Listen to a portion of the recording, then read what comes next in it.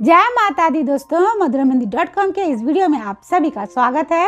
आज के इस वीडियो में हम सुनेंगे अन्न और धन का हर सुख पाने के लिए सटतिला एकादशी व्रत कथा को, तो इसलिए इस वीडियो को पूरा देखिएगा, इसकी बिल्कुल भी मत कीजिएगा।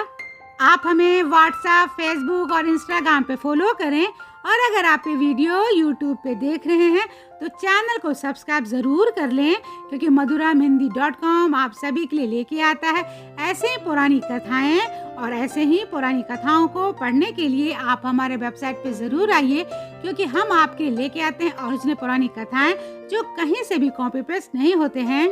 सटतिला एकादशी का व्रत सभी एकादशियों में बहुत विशेष महत्व रखता है और ये व्रत माघ मास की कृष्ण पक्ष की एकादशी के दिन रखा जाता है। कहा जाता है कि इस व्रत में भगवान विष्णु का पूजन तिल से करने का विधान है। इस एकादशी व्रत में तिल के 6 उपाय किए जाते हैं।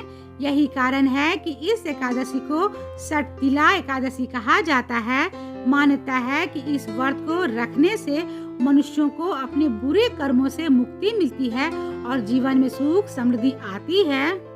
सटतिला एकादशी के दिन पूजन में व्रत कथा का पाठ करना चाहिए, क्योंकि इस कथा को पढ़ने और सुनने से अन्न और धन का हर सुख मिलता है।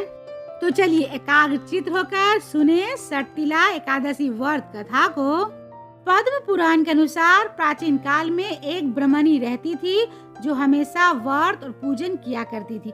वैसे तो वो बहुत ही धर्मपरायण थी, किंतु कभी भी उसने दान नहीं किया, ना तो वो कभी देवताओं को और न ही कभी ब्राह्मणों को अन्न या धन का दान किया हो। फिर भी उसके कठिन व्रत और पूजन से भगवान विष्णु बहुत ही प्रसन्न थे। लेकिन उन्होंने एक बार सोचा कि ब्रह्मणी ने व्रत और पूजन से शरीर को शुद्ध कर लिया, जिससे कि उसे वैकुंठ लोक तो मिल जाएगा, किंतु इसने कभी भी अन्न का दान नहीं किया है, तो वैकुंठ लोक में इसके भोजन का क्या होगा। यही सोचकर भगवान विष्णु भिखारी के वेश में ब्रह्मणी के घर गए और उनसे भिक्षा मांगी। इस पर ब्रह्मणी ने उन्हें भिक्षा में एक मिट्टी का ढेला दिया और जिसे लेकर भगवान विष्णु वैकुंठ लोक लौट आए। कुछ समय पश्चात ब्रह्मणी भी मृत्यु के बाद शरीर को त्याग करके वैकुंठ लोक में आ गई और उसे मिट्टी का दान करने से वैकुंठ लोक में महल मिला, पर उसके घर में अन्न आदि कुछ भी नहीं था।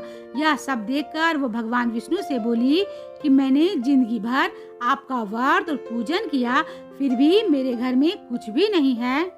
भगवान विष्णु उनकी समस्या को सुनकर कहा कि जब देव स्त्रियां मिलने आए तो दरवाजा ना खोलना, जबकि उनसे सटतिला एकादशी की महिमा पूछने के बाद ही दरवाजा खोलना। और फिर ब्रह्मणी ने ऐसा ही किया और सटतिला एकादशी का व्रत के बारे में जाना। तब ब्रह्मणी ने नियम से सटतिला एकादशी का व्रत किया, जिसके प्रभाव से उनको रूप, यौवन, तेज और कांति के साथ उनको अन्न और धन के साथ अनेक प्रकार की भोजन सामग्री भी प्राप्त हुई। कहा जाता है कि सटतिला व्रत दुर्भाग्य, गरीबी, कलह कलेश को दूर करने वाला और साथ ही तिल दान करने से सभी प्रकार के सुखों को देने वाला है। मान्यता है कि कोई जितने अधिक तिलों का दान करता है, उसे उतने अधिक जन्मों तक सभी तरह के सुख भगवान की कृपा से मिलने के साथ ही हजारों साल तक वैकुंठ लोक में सुखपूर्वक रहता है। उम्मीद करती हूँ कि आपको सटतिला एकादशी व्रत कथा को सुनना पसंद आया होगा, तो इसे लाइक करें, शेयर करें और ऐसे ही पुरानी कथाओं को सुनने के लिए जुड़े रहें मधुरामेहंदी.com के साथ। तो मिलते हैं मधुरामेहंदी.com के अगले वीडियो में एक ऐसे ही नई जानकारी के साथ। तब तक आप अपना और अपना ख्याल रखिएगा। जय श्री कृष्ण।